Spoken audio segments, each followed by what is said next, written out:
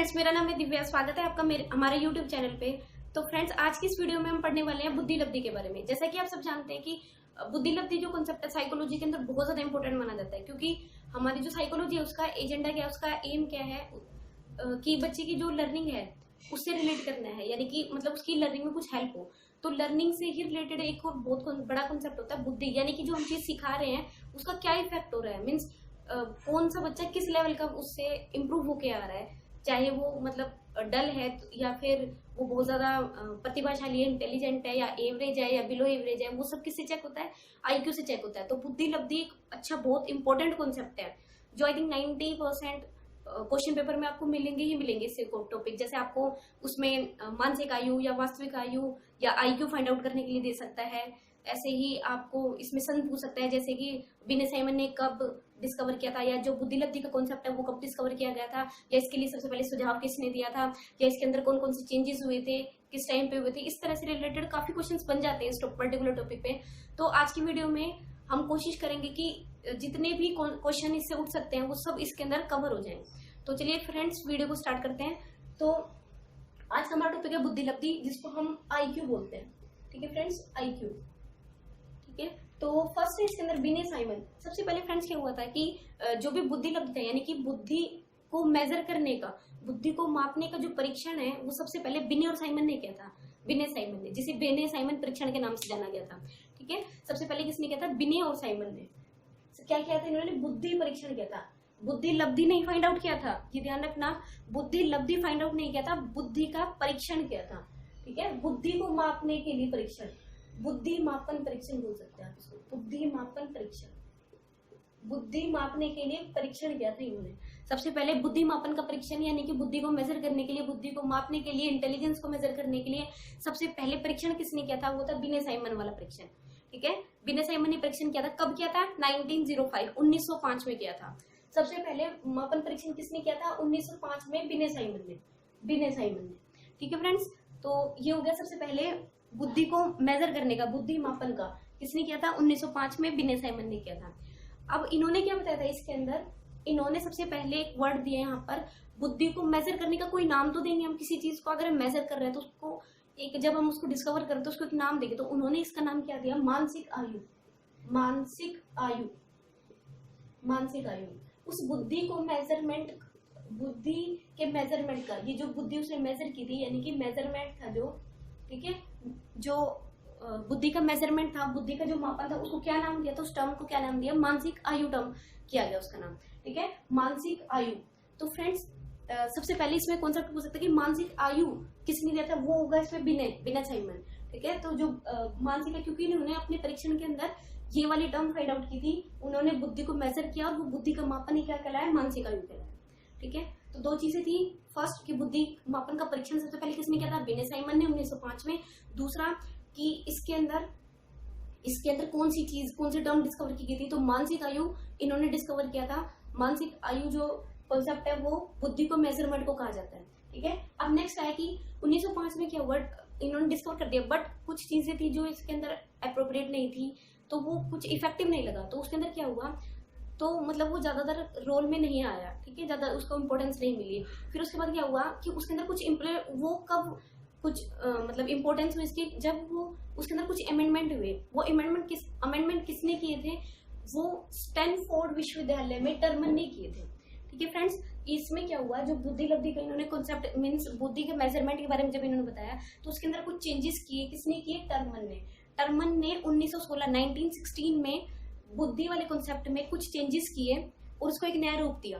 ठीक है, जो कि बहुत ज्यादा इंपॉर्टेंट माना जाता है। सबसे ज्यादा तो आई थिंक इंपॉर्टेंट यही है टर्मन, क्योंकि जो बुद्धि लब्धि कॉन्सेप्ट ही किसने दिया था? वो टर्मन ने दिया था। ठीक है, 1960 में किसके परीक्षण में इंप्रूवमेंट किया था? किसके में चेंजेस किए थे? वो विनय साइमन वाले में चेंजेस किए थे। टर्मन ने चेंजेस किए थे किसमें? विनय साइमन वाले में चेंजेस किए थे। ठीक है, तो उसी के संशोधन का जो स्वरूप है वो है टर्मन का 1916 वाला। ठीक है, 1916 में टर्मन ने संशोधन किया था विनय साइमन के परीक्षण में। ठीक है, और उसको एक नया रूप दिया था। तो इस कॉन्सेप्ट के अंदर क्या था? इस कॉन्सेप्ट में उन्होंने जो मानसिक आयु, उसका नाम मानसिक आयु ना देकर उसको उसके अंदर एक नई चीज दे दी, मानसिक आयु। तो उसमें ऐड था मानसिक आयु तो टॉपिक उन्होंने एज इट इज रखा कि बुद्धि का वजन, बट उन्होंने एक चीज और डिस्कवर की उसके अंदर, बुद्धि लब्धि, यानी कि बच्चे का आईक्यू कितना है, बच्चे का इंटेलिजेंस लेवल किस लेवल का है, इंटेलिजेंस लेवल क्या है। ठीक है, तो बुद्धि लब्धि जो कॉन्सेप्ट है, बुद्धि लब्धि, इसमें आपको कंफ्यूजन हो सकता है, इसलिए मैंने इसको आपको 2-3 बार इसी चीज को एक्सप्लेन किया है कि बुद्धि लब्धि और बुद्धि का मापन दोनों अलग अलग चीज है। मानसिक आयु का कॉन्सेप्ट दिया था बिने साइमन ने, और बुद्धि लब्धि का जो कॉन्सेप्ट है वो किसने दिया था, टर्मन ने दिया था 1916 में। ठीक है, कहाँ पर दिया था ये भी पूछ सकता है, स्टैनफोर्ड विश्वविद्यालय, स्टैनफोर्ड विश्वविद्यालय में। ठीक है फ्रेंड्स, जो बुद्धि लब्धि का कॉन्सेप्ट है वो किसने दिया था, स्टैनफोर्ड विश्वविद्यालय में टर्मन ने दिया था 1916 में। तो अब इन्होंने क्या बताया, इसके अंदर इन्होंने एक चीज बताई थी कि जो आईक्यू होता है वो कैसा होता है, मानसिक आयु। चलो इसको पढ़ने से पहले हम एक चीज एक टॉपिक और पढ़ लेते हैं इसके अंदर, वो था, इसको हम आगे बढ़ेंगे, तो इससे पहले हम पढ़ते हैं 1912 वाला। ठीक है, तो सबसे पहले क्या हुआ, 1905 के बाद 1912 में भी एक जो हमारे साइंटिस्ट थे, जो उन्होंने मतलब साइकोलॉजिस्ट थे, उन्होंने एक सुझाव दिया था। कौन सा था, सबसे पहले जो बुद्धि लब्धि का, ठीक है, बुद्धि लब्धि का सुझाव, ऐसे भी पूछ सकता है, इसमें काफी बार आता है, बुद्धि लब्धि का जो सुझाव दिया था वो किसने दिया था सुझाव, वो स्टर्न ने दिया था, स्टर्न ने। ठीक है, स्टर्न ने सबसे पहले, मतलब इससे पहले 1916 के अमेंडमेंट से पहले स्टर्न ने 1912 में बुद्धि लब्धि पर सुझाव दे दिया था। ठीक है, लेकिन ये मतलब कब फोकस हुआ इसके ऊपर, जब इन्होंने अपना अमेंडमेंट किया, इन्होंने एक नया रूप दिया, इसलिए ये ज्यादा इसको इम्पोर्टेंस मिली। ठीक है फ्रेंड्स, तो सबसे पहले 3 चीजें अलग अलग तरीके से पूछेगा। एक, सुझाव सबसे पहले डिस्कवर किसने किया, मानसिक आयु डिस्कवर किया था बिने साइमन वाले ने 1905 में। दूसरा, फिर उसके बाद सुझाव दिया किसने, 1912 में बुद्धि लब्धि का सुझाव दिया था स्टर्न ने। तीसरा कि जो भी मानसिक मतलब बुद्धि लब्धि है, बुद्धि लब्धि को किसने डिस्कवर किया था, बुद्धि लब्धि का कॉन्सेप्ट किसने दिया था, वो दिया था टर्मन ने 1916 में। ठीक है, तो ये हो गया हमारा। अब बुद्धि लब्धि, जो आईक्यू है वो है क्या चीज, ठीक है, आईक्यू क्या है, तो उसी के बारे में अब हम बात करेंगे। आईक्यू क्या होता है, इंटेलिजेंस लेवल है, मतलब कि कौन सा बच्चा किस लेवल का है, उसकी लर्निंग कैसी हो रही है, किस लेवल के। इसका जो मेन मोटिव क्या था, वो ये जानना था कि टीचर को इससे रिकॉग्नाइज, मतलब पता चल जाएगा कि मतलब किस बच्चे को कितनी इंप्रूवमेंट की जरूरत है, कि कौन बच्चा अच्छा कर रहा है, कौन मतलब बिलो एवरेज है, कौन एवरेज है, तो किसके लिए कैसे इंप्रूवमेंट किया जा सकता है। तो अगर उनको पता ही नहीं चलेगा कि कौन सा बच्चा किस लेवल का है, तो वो इंप्रूवमेंट कैसे करेगा। तो इसके लिए बहुत सारी अलग अलग जो अब हमारी शिक्षण पद्धतियां भी यूज होती हैं, वो सब उनका बेसिस यही है आईक्यू, कि उससे पता चल जाता है कि आईक्यू किस लेवल का है। ठीक है, तो सबसे पहले इसमें आईक्यू पढ़ते हैं। अब आईक्यू क्या है, आईक्यू के लिए उन्होंने फॉर्मूला, अभी आईक्यू फाइंड आउट कैसे होगी, तो उन्होंने एक फॉर्मूला बताया इसके लिए, मानसिक आयु, यहाँ पर मानसिक आयु से मतलब है, यहाँ पर इस मानसिक आयु से मीनिंग क्या है कि जैसे अगर फॉर एग्जांपल जैसे टेस्ट होता है, इसके लिए आईक्यू का जो टेस्ट होता है, उसके अंदर बच्चे की जो भी मार्क्स आते हैं वो हमारे मानसिक आयु के अंदर हो गए, यानी कि उसका मेंटल लेवल है, किस लेवल का है। ठीक है, तो वो कितने मार्क्स उस पेपर में लेके आता है, पहली वो चीज। ठीक है, दूसरा, उस टेस्ट में कितनी चीज लेके आता है, कितने मार्क्स लेके आता है वो। नेक्स्ट, वास्तविक आयु, वास्तविक आयु होती है उसकी रियल एज। ठीक है फ्रेंड्स, वास्तविक आयु होती है उसकी रियल एज। ये मेंटल एज हो गई, ये हो गई उसकी रियल एज। ठीक है, वास्तविक आयु मतलब कि इसके अंदर क्या लेते हैं, मैक्सिमम आप 16 ईयर्स ले सकते हैं, जो भी उसकी वास्तविक आयु है, 6 साल का है, 7 साल का है, 8 साल का है, वो उसकी वास्तविक है। अगर बच्चा 16 साल या 16 साल से ऊपर का होता है, तब भी हम क्या करते हैं, जो लास्ट जो मैक्सिमम होती है, मैक्सिमम जो एज होती है वास्तविक आयु वाली, वो कितनी हो सकती है, 16 ईयर्स। 16 साल से ऊपर की नहीं होगी, मतलब अगर 16 साल से ऊपर होती है तो हम उसको 16 साल ही कंसीडर करते हैं, 16 ईयर्स ही कंसीडर करते हैं। ठीक है, तो उन्होंने ये बताया था कि मानसिक आयु और वास्तविक आयु का रेशियो होता है, यानी कि उसका मेंटल लेवल क्या है, उसकी इंटेलिजेंस क्या है, अपॉन जो उसकी रियल एज है। क्योंकि कंपैरिजन किससे करेंगे हम, उसकी रियल एज से, कि इस एज में अगर उसकी 15 साल एज है या 16 साल एज है, तो उसका लेवल इतना होना चाहिए, जैसे अब मतलब अब वो 100 होना चाहिए या 110 होना चाहिए, या एवरेज होने के लिए 90 प्लस होना चाहिए, लेकिन उसका लेवल कम आ रहा है, 84 आ रहा है, 83 आ रहा है, तो इसका मतलब क्या है, अभी उसके अंदर वीकनेस है, उसको और भी ज्यादा जरूरत है, उसको और हमें इम्प्रूव कराना है। ठीक है, तो ये क्या है, किसके रेशियो में होता है, वास्तविक आयु के रेशियो में होता है। ठीक है, अब जैसे हम परसेंटेज को सोल्व करते हैं कि प्राप्तांक बटे कुलांक गुना में 100 मल्टीप्लाई 100, तो ऐसे ही इसको सोल्व करेंगे, मानसिक आयु अपॉन वास्तविक आयु मल्टीप्लाई बाय 100। ठीक है, तो ऐसे ही आई थिंक मैंने देखा था प्रीवियस ईयर में क्वेश्चन पूछा गया था कि एक कक्षा के अंदर कोई विद्यार्थी है, उसकी जो मानसिक आयु है 48 है, ठीक है, वास्तविक आयु उसकी 15 वर्ष है या 16 वर्ष है, तो उसका जो IQ है वो कितना है। तो सिंपल है, आपको फाइंड आउट कैसे करना है। जैसे और कुछ में पूछा था मानसिक आयु, सपोज आपसे मानसिक आयु पूछ लिया, ठीक है, और आपको वास्तविक आयु दे रखी है, ठीक है फ्रेंड्स। तो फ्रेंड्स इसी से रिलेटेड हमने और भी वीडियोस बना रखी हैं, ठीक है, साइकोलॉजी से रिलेटेड, तो आप वो देख सकते हैं। तो अब हम पढ़ते हैं IQ के बारे में, ठीक है। तो मानसिक, सपोज क्वेश्चन दे दिया आपको, जैसे मानसिक आयु अपन वास्तविक आयु, एक कक्षा में कोई विद्यार्थी है, उसकी वास्तविक आयु कितनी है, 16 वर्ष है, ठीक है, और आपको, ठीक है, IQ दे दिया, बुद्धि लब्धि दे दी उसकी, IQ कितना है, IQ सपोज 90 है, ठीक है, तो उसका जो है मानसिक आयु क्या होगी, मानसिक आयु बतानी है, ठीक है। यहाँ पर IQ नहीं बतानी, IQ तो गिवन है आपको, तो ऐसे ही क्रॉस दे सकता है, ऐसे नहीं कि वो सिर्फ IQ ही फाइंड आउट करने के लिए देगा आपको।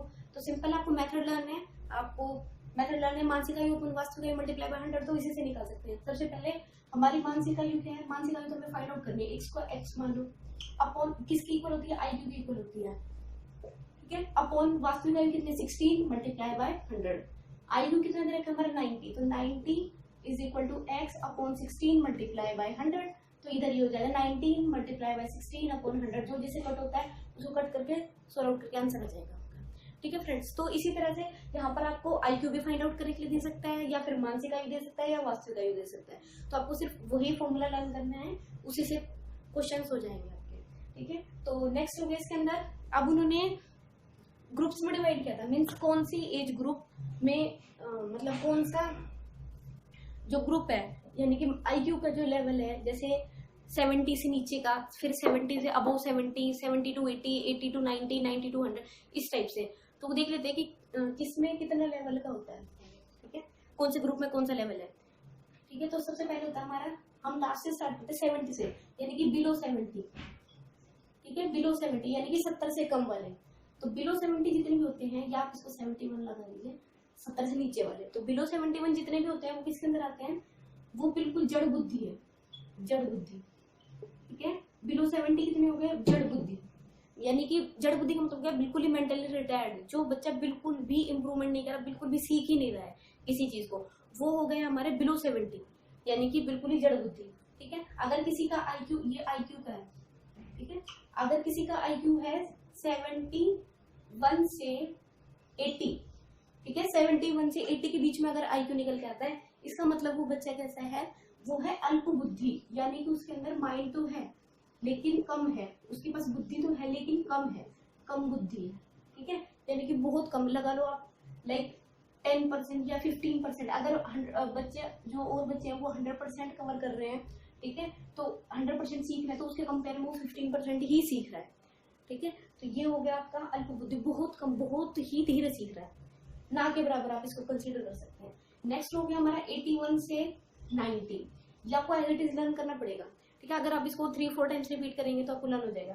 नेक्स्ट हो गया 81 to 90, 81 to 90 क्या होता है, इसके अंदर अल्प बुद्धि के बाद आता है आपका मंद बुद्धि, मंद बुद्धि हो जाता है। अब देखिए अल्प बुद्धि और मंद बुद्धि में कंफ्यूज नहीं होना है, अल्प का मतलब बहुत कम, यानी कि ना के बराबर, और मंद बुद्धि यानी कि जो सीख रहा है लेकिन मंद मतलब धीरे धीरे सीख रहा है, ठीक है। यहाँ पर काफी कंफ्यूजन हो जाता है, तो इसलिए मैंने आपको बता जो धीरे सीख रहा है, धीरे मतलब सीख रहा है वो इससे बेटर है, मंद बुद्धि वाला वाले से बेटर है, वो सीख रहा है लेकिन वो धीरे सीख रहा है, इसका मतलब आप इसको लगा लो 25% से या 35% तक अप्रोक्स 100 में से, ठीक है। यानी कि अगर बच्चे 100% सीख रहे हैं तो वो मुश्किल से 35% ही सीख रहे हैं, तो ये हो गया मंद बुद्धि, या 25% ही सीख रहा है, 1/4 ही सीख रहा है, तो वो हो गया मंद बुद्धि, बहुत धीरे धीरे सीख रहा है, ठीक है। नेक्स्ट हो गया हमारा 91 से 110, यानी कि 90 प्लस, 91 से 110, 110 के बीच में, 91 से 110 के बीच में, ठीक है। तो ये क्या हो गया, ये हमारा हो गया सामान्य बुद्धि, सामान्य, यानी कि ज्यादातर जो 60% जो स्टूडेंट्स होते हैं वो एवरेज के अंदर आ जाते हैं, 60% स्टूडेंट्स जो होते हैं वो किसके अंदर आ जाते हैं, सामान्य के अंदर आ जाते हैं, ठीक है। ये होता है सामान्य, यानी कि एवरेज बच्चे, ठीक है, एवरेज बच्चे जो एवरेज सीख रहे हैं, ठीक है। नेक्स्ट हो गया हमारा, अगर IQ आता है आपका 111 से 120, ठीक है, 111 से 120 आता है, तो क्या मतलब है इसका 120 तक, ठीक है, 120 तक कौन सा बच्चा है ये,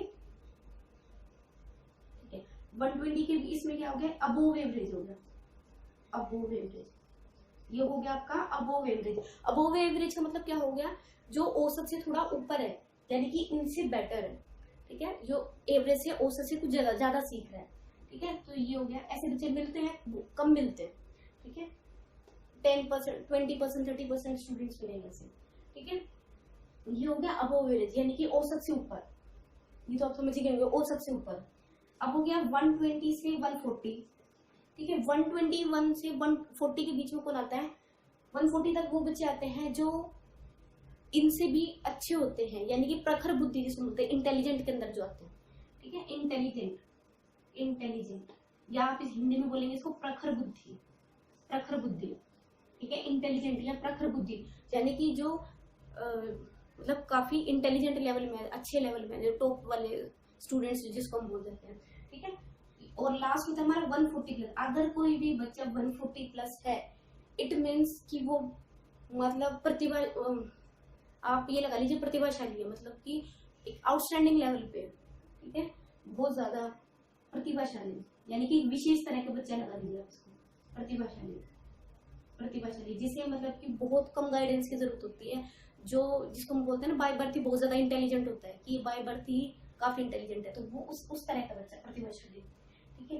तो ये होता है 140 प्लस। तो ज्यादातर इसमें कौन सा पूछा जाता है, एक तो होता है आपका सामान्य, जो 91 से 91 से 110 की, ऐसा क्वेश्चन आया भी हुआ है एग्जाम में, काफी पहले प्रीवियस ईयर में आया था, बट आया हुआ है 91 से 110 के बीच में, सामान्य वाला एवरेज, क्योंकि जो 60% जो भी स्टूडेंट्स होते हैं ना, वो इसके बीच में ही आ जाते हैं, एवरेज के बीच में ही आ जाते हैं, 91 से 100 के बीच में उनका IQ होता है, मतलब 110 के बीच में उनका IQ होता है।